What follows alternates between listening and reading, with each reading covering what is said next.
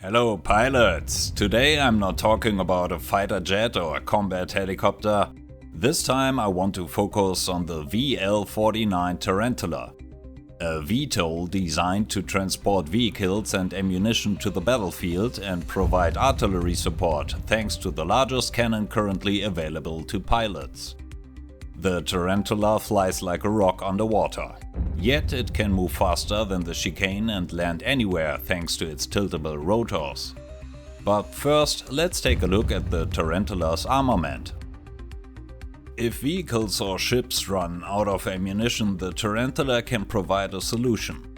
For land operations, it can carry 2 ammunition containers, and for operations over water, it can carry naval ammunition containers that are buoyant. When dropped from high altitudes, these containers can also function as bombs with significant impact. Unlike all other aircraft currently available in the game, the Tarantula can transport vehicles to assist in capturing airports or reinforcing ground troops in general. The number of vehicles it can carry is limited by their weight. This allows the Tarantula to carry 2 LCV-25s, each weighing only 5.1 tons, one on the AA variant and one on the AT variant. Otherwise, the vehicle capacity is limited to a single unit. In addition to the LCV-25s, the Tarantula can also carry AFV-6 units including the AA, AT, APC, and IFV variants. It's also worth mentioning that it can transport an HLT radar truck, which can significantly influence gameplay if positioned correctly. Which unit to bring depends on the pilot's preferences. For capturing an airport, the LCV-25s and the AA variant of the AFV-6 chassis are ideal, as they can effectively defend against air attacks. Tests have shown that the AA variant can also be highly effective against other ground vehicles at short range, except for main battle tanks. The ability to carry vehicles and ammunition containers isn't the Tarantula's only unique feature. It's the only aircraft that can be equipped with a 76mm cannon, the same gun found on the bow of the NX class carrier. This cannon, which protrudes from the left side of the airframe, uses smart projectiles. I'll go into more detail about this cannon later. In addition of a barrage of smart self-guided projectiles, the Tarantula can unleash a storm of AGM-48 optically guided missiles on the enemy. While the 76mm cannon prevents the transport of vehicles, there's still enough space in the aircraft for the Tarantula to carry 20 AGM-48 missiles. For lighter targets, a 12.7mm rotating turret can be mounted under the cockpit, capable of 360-degree rotation, allowing the Tarantula to provide its own cover. This is the same turret found on the roof of an LCV-45. Lastly, it's worth noting that the Tarantula can carry 2 25mm flex gun pods or 4 IRM-S1s. The gun pods can provide additional fire support during landing approaches. Personally, I prefer the IRM-S1s, as I like to use them to counter incoming Fox 1 and Fox 3 missiles. As mentioned in the introduction, I find flying the Tarantula to be unpleasant. But let's take a closer look at what we are dealing with. The Tarantula is heavy, large, and yet, thanks to its 4 rotors, it can achieve higher speeds than the chicane. This is made possible by its tiltable rotors. These rotors have such a large diameter that landing with them tilted forward is not possible, as the rotor blades would touch the ground and sustain damage. Well, landing is technically possible, but taking off again isn't. However, when the rotor blades are tilted upward, the Tarantula flies like an overweight chicane. The tilting of the rotors can either be left to the automatic system or controlled manually. The automatic system decides the tilt angle based on the Tarantula's speed and alignment to keep it airborne most effectively. This can be helpful but also quite annoying. When the nose is above the horizon, the automatic system tends to tilt the rotors upward at low speeds. When the nose is below the horizon, the rotors are tilted forward. I can manage this during takeoff, but not during landing.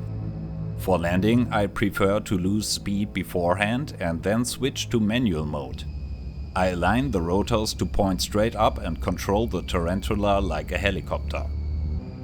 The Tarantula is very robust. Its 4 rotors provide significant redundancy. Even with a high degree of damage, the Tarantula can stay airborne and sometimes even make it back home. The Tarantula lacks both an active radar and a jammer.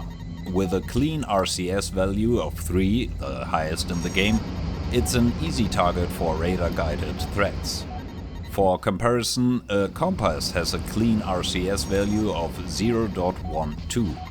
Yes, it can fly low, but since the radar system was adjusted, there's no longer a guaranteed safe zone below 20 meters above the ground. Especially over water, the Tarantula can be easily detected and effectively engaged by Fox 1 and Fox 3 missiles. Distant targets are best spotted by other pilots, allowing the Tarantula to engage them with its 76mm cannon. As a gunship, the Tarantula can provide immense fire support from a safe distance. It's also a welcome asset in attacks on ships capable of engaging entire fleets with its 76mm cannon and distracting their defenses, allowing other threats to be dealt with. Continuous fire from the 76mm cannon during hover is not sustainable for long as the cannon tends to overheat. Pilots should therefore fly as fast as possible when using the cannon, as this provides cooling for the barrel. In addition to allowing another crew member to handle firing the cannon, the pilot can also take control of it himself. When facing multiple targets, it's worthwhile to mark all of them and fire a few shots at each. Using the deselect button, you can then engage each target in sequence. During this maneuver, I like to center the camera on the targets to see if the cannon is ready to fire. When I'm in trucker mode, I often select the AGM-48s and let the crew handle the rest. The crew can sometimes react slowly to targets, but it's occasionally glorious to glide through the air like a whale, raining death and destruction on the enemy. The 20 AGM-48s can be used to engage tanks, buildings or ships, their numbers overwhelming many defenses. Ideally, the Tarantula is escorted, either by a fighter jet equipped with air-to-air missiles or a Medusa. The escort should focus on intercepting missiles fired at the Tarantula. The Tarantula's design isn't just about its destructive potential. It can also resupply friendly troops with ammunition. A naval container dropped near a ship or fleet provides them with ammunition. Unlike land-based ammunition containers, naval containers despawn, likely to prevent stationary ships from being endlessly resupplied. Hello, Dynamo. A land-based ammunition container, however, remains in place.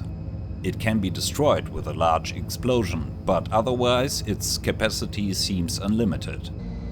As a chicane pilot, I'm thrilled to see a friendly ammunition container on the battlefield. It allows for quick rearming, but also poses the risk of a swift end if you are too close. Has the enemy defenses been neutralized, but your ground troops are taking forever to capture a nearly secured airport? No problem. A pilot can load the Tarantula with 1 or 2 vehicles to drastically speed up the capture. All they need to do is deliver the vehicles to the target point and wait briefly until the airfield is secured. Afterward, the Tarantula can be abandoned to focus on another task.